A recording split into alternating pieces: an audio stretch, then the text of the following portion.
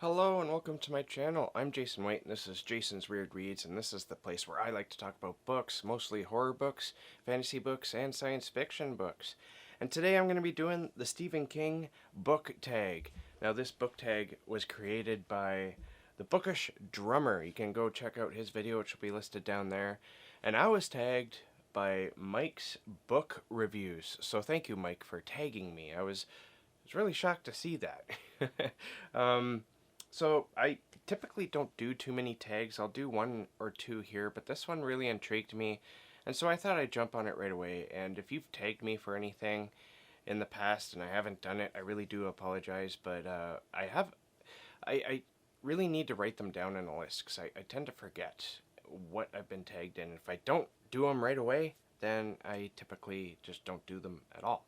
Alright, so let's get into the prompts, shall we? Prompt number 1. Name your favorite Stephen King book, or what Stephen King book would you like to start if you haven't read Stephen King. But I've read a lot of Stephen King, and so I'm going to go with Salem's Lot.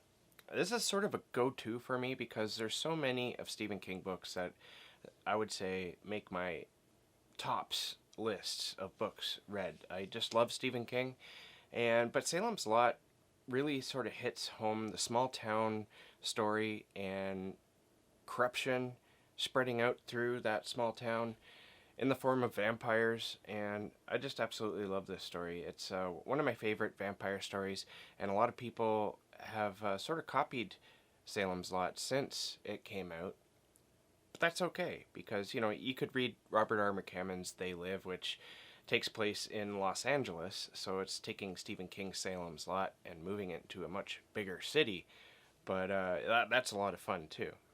I really want to reread both those. Maybe that could become a thing. I don't know. Alright, moving on to prompt number 2. Nightmares and Dreamscapes. Name a book that gave you nightmares or kept you up late at night. And this is the first book that ever gave me nightmares. And that's The Underdwelling by Tim Curran.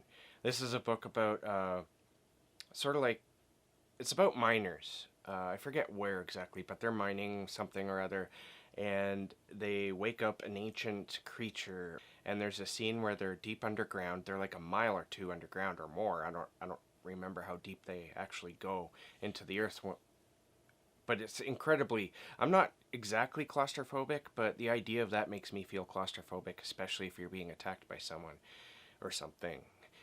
And so I was reading a scene that was pretty creepy before going to bed, and then I had a dream where I was in that scene, and it was awful. It was terrifying. Alright, prompt number 3. Joyland. Name a book that made you happy. And for this one, I went with A Prayer for Owen Meany by John Irving. This is a book that I read about 15 or 16, maybe, might even be closer to 20 years ago, and I've read it 4 or 5 times since. This book, it's just really funny, and I really enjoy the character of Owen Meany. He's what makes this book as funny it is, and as sad and tragic as it is, in only the way that John Irving can do. This book had me in stitches at points, especially at the Christmas Eve pageant at the church. That scene is just, I could start, it had me in stitches, man. Let's just say that. Alright, prompt number 4, Misery. Name a book that made you sad. I'm going to go with Horns by Joe Hill, and this isn't the first time you're going to hear this book in this list. This book makes another appearance a little later on. But this book, the ending had me ugly crying. I've said this before in my channel, but once the reveal hits of what's going on, and our main character, Ig, finds out what's really happening, it's devastating, and it's so sad, and I don't know if it would make me cry today, because I'm a different person now. It's been like 8 years since I've read it, maybe more, but it had me crying pretty hardcore back then. Prompt number 5, Cujo. Name your favorite animal companion. This one's hard for me because I haven't read too many animal companion books, to be honest with you. So I ended up going with Fritz and his wolf, Night Eyes, from Robin Hobb's Farseer trilogy. And I read these books a while ago as well, a long time ago, but I really remember enjoying that connection that Fritz had with Night Eyes. And the one thing I didn't like about it though is I was always worried for Night Eyes. You just know that something bad's going to happen to the animal when there's a close connection between a character and an animal in any given book, especially if it's a Stephen King book. If there's a dog or a cat, but especially a dog in a Stephen King book, you know that dog's going to face a terrible fate. It's just the way it is. I would like to see Stephen King write a book with a dog in it where the dog either becomes the hero or just simply survives. That would be nice. 6. Prompt number 6. Dr. Sleep. Name a book that bored you to death or made you fall asleep. Now, in watching Mike's video, I had to chuckle because his answer pretty much lines with my answer, and that is Moby Dick. I'm pretty sure Mike said in his channel, or on his video, that he had to read Moby Dick for school. I didn't. I decided to read this book on my own about 15 years ago, and I hated it. I mean, he said it was boring. It is boring. It's very boring, but it's also painful. It is absolutely painful. I know people who adore this book to death, and I can't do it. I just simply cannot do it. Maybe I should try the audio version or something. I don't know, but the reading it was like, it hurt my eyes and it hurt my brain, and I just wanted to die while reading it. Prompt number 7, The Eyes of the Dragon. Name your favorite book or series with dragons in it. Again, this is another weak area of mine, because I've read books. I mean, who hasn't read books with dragons in it? But I haven't read too many, honestly, at least not that I remember. So I decided to go with a series I didn't finish, because I'm terrible with finishing series. But the Temeraire series, I think that's how you pronounce it, by Naomi Novik. I read the first 3 of these books, and I just stopped. I think I just got kind of tired of it for some reason. But I really enjoyed those first 3, at least the first 2. And it's about the Napoleon Wars, but with dragons. And the main character becomes a companion with a dragon. And that's sort of like the thing in that book is you have dragon riders, and they're part of like an airstrike in the war. Their connection was really cool. You could almost honestly put this in with the animal companion as well. But I really enjoyed I don't know if I'm ever going to go back to that series. I'd probably have to restart. I don't think I could just jump back in because it's been a very long time. But as with a lot of these books I'm finding. But yeah, I would maybe like to one day finish that series, see where it went. But then again, because of the whole animal companion thing, I always worry about the animal. I don't want anything bad to happen to the animal. And so maybe that's why I stopped reading. Prompt number 8, 4 past midnight. Name a book you stayed up way too late trying to finish. And this hasn't happened to me in a long time, because ever since I got my present job and my son came into my life, I find that I don't read as much at night anymore, at least with my eyes. I'm always listening to audiobooks before I go to bed, but even that, it puts me to sleep if I listen for too long. And reading is off, because the reason why I'm listening to audiobooks before going to sleep is because my eyes are usually too tired at night, and I pass out within a couple of pages. I start nodding off and the book falls on my face, and that's never pleasant. So I stopped reading before bed. But I had to go with a book that I've already mentioned here, and that was Horns, because yeah, the ending was devastating and heartbreaking, but I had to know what was going on. And so I remember, this might be the last book too, where I was like, I gotta finish this. I'm gonna stay up despite the fact that I have to work next day, and I'm gonna finish this damn book. And so I did that, and it was very rewarding. And yet I was ugly crying at the same time. So take of that what you will. Prompt number 9, end of watch. Name your favorite last book in a series. As I mentioned earlier, I am terrible with series. I will start series. I do it all the time. There's so many series. I actually have a video of series that I need to finish, because I've started so many series, and then either because it's taken 3 or 4 years for the next book to come out, and when it comes out it's just the wrong time, and I'm like, oh, I'll get to that at some point, but then I realize I have to reread the other books just to get caught up, and you're like, I don't know if I want to do that. and then the book never gets read. That happens to me all the time. So I'm going to go with the series that I did finish and I really enjoyed the last book of, and that's Memory of Light by Robert Jordan. And this, of course, is the Wheel of Time series. This book is so brutal. Oh my god, it's like 3/4 of serious battle and characters you care about dying, and it is an emotional roller coaster, especially to end off this series.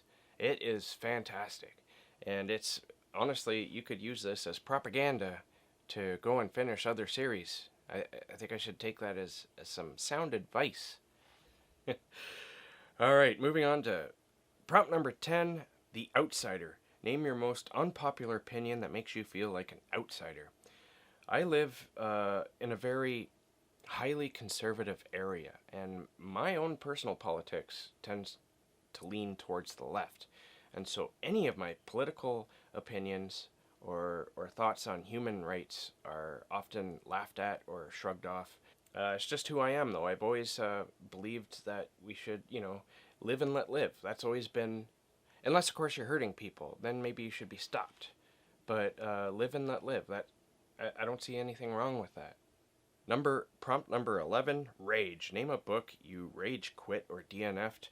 And actually this happened recently, and it's not a rage DNF. It was just kind of confusing to me. I started reading Fritz Leiber's Swords and Deviltry. Swords and Deviltry. This is like a book from 1970, I believe. Somewhere around there anyway. And there is a lot of there's a lot of rape, or at least talk of rape, and it's done in like almost like rape jokes, and it definitely doesn't age well, this book, and also there seems to be a lot of incest, and when I'm taken aback by something like that, I'm kind of shocked. I'm like, what? It's not that, it's the book is from a different time. And I imagine that Fritz Leiber approached this type of thing with a sense of humor, because it sort of has it's supposed to be kind of funny, but I don't know, man. I never viewed harming somebody else as all that funny. I don't know. So I did quit reading it because it was just kind of confusing to me. It's like, what is the author trying to say here? And I don't know if I just want to read this. And so, yeah, I'll go with that. Different seasons. Name your favorite seasonal book. This is prompt number 12. So I'm going to go with, despite the fact that, there's a few Halloween collections that I really like, but this one seems to come up a lot when I'm talking about Halloween books, and that's Mark Allen Gunnell's Halloween House of Horrors. I really enjoyed this collection, and there's another Halloween collection that I read recently that absolutely blew my socks off, and you could say dethroned that book, and not in a bad way. I think it's good if you can dethrone a book. Now let me go and find it, because my memory's awful and I can't remember the author's name. The Halloween Store by Ronald Kelly. That book was like, wow, that's some brutal stuff going on in that book, and it surprised me at how dark that book was. Some of the stories were really nasty. So I'm going to answer with two books there: The Halloween Store and Halloween House of Horrors. Prompt number 13, Finders Keepers. Name your most prized, rare, or expensive book that you own. Now, this isn't a rare book by any means, and it's not expensive. It might be expensive now, I don't know, but it's personalized, so probably not. But I was going through a pretty rough patch in around 2005, and I'd just gotten into Caitlin R. Kiernan. She was like my new favorite author. I was obsessed with everything that they wrote. And so they were selling some books on eBay, and you could get it personalized. I decided to splurge and get myself a signed book, and that was Silk by Caitlin R. Kiernan. And they were kind enough. This used to be a thing. I don't think she does it anymore, but she drew me a little whale They used to do this all the time. Like I said, they don't do it anymore. And they signed it to Jason. I don't know if you can see that there. My big Canadian admirer. So this is one of my prized books because of that. The fact that, you know, I paid for it regular price for a book, and that she took the time to draw me a whale and write the message. Prompt number 14. Later. Name a book you keep putting off and telling yourself you'll get to later. I have 2 books for this one as well, because these are 2 authors that I haven't read very much of, but I really want to. And the first one here, I've had this book for I don't know how long. It's House of Windows by John Langan.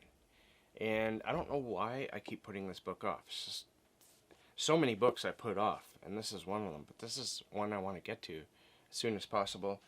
And also, Kelly Link is... she's been known as being a phenomenal writer, and yet I want to read her so bad, and yet I just don't. It's almost like there's a fear there that either I won't like it, or maybe it'll go over my head, or what. I don't know. But this is Get in Trouble by Kelly Link. It's an author I really got to get into, because everyone that I know who's read the Kelly Link says, Jason, you need to read Kelly Link. And I'm like, I know. All right. Prompt number 15. Desperation. Name a new release that you're desperate to get your hands on, and I answered with none that I can think of. And there's a good reason for that. I have my favorite authors, obviously, and I get excited for reading their new book, but I am such a mood reader. My mood reading should be considered criminal, because it really upsets a lot of things. I typically don't read new releases unless I really want to read it at that moment. So I'm going to pass on that. There's nothing that I can think of. There's a few books, obviously, this year that are planned to come out that I'm going to want to read at some point, but I might not read once they come out. And lastly, 16, prompt number 16, tag your fellow constant readers. So I don't know who's done this. I think this is a fairly new Stephen King tag. So I'm gonna tag people anyway. There's 3 people here. I would like to see their answers. You don't have to do it though. But I'm gonna tag Mindy's Book Journey. I'm gonna tag Dane Reads, and I'm gonna tag the Bookish Bryants. So all you guys are tagged. You can do this if you want, but of course you don't have to. All right, that's it. Thank you for watching. And if you've made it this far, then how's about you leave me a pumpkin down there in the darkness. I'll talk to you guys later. Keep being creative, keep being safe. I'll see you in the next books video.